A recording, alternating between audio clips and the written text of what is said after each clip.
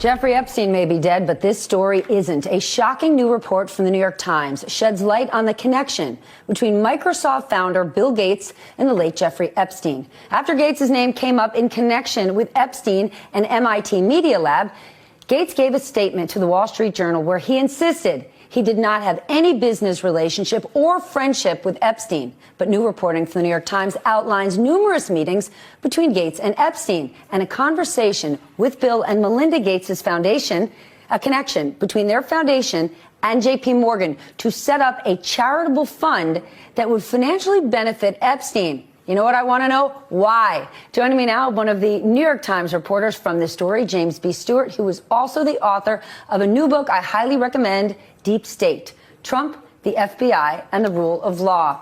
Let's start with this. Gates says, no relationship, nada, nothing. You report these two men met at least 6 times. What does Gates say about that?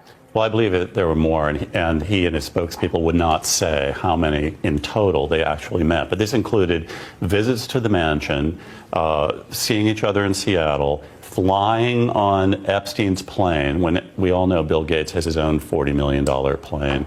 And then, as an investigative reporter, why would Gates say, oh, I had no relationship with him, when, of course, he knows what the facts are? So that always sets off red flags for me. He also has one of the largest, most established foundations on his own.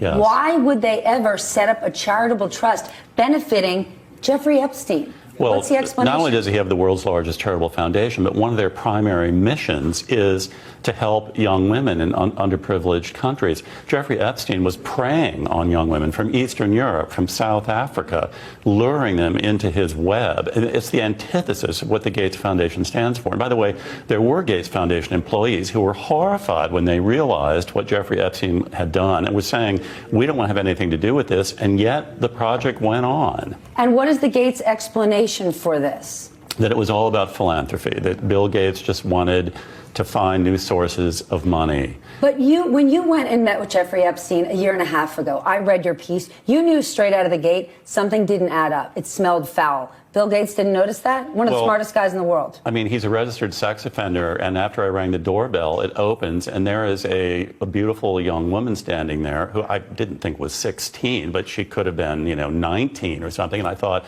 whoa, a sex offender has a beautiful young woman opening the door. So I didn't even have to go through the door before I realized there's something really weird going on here. Let's go to your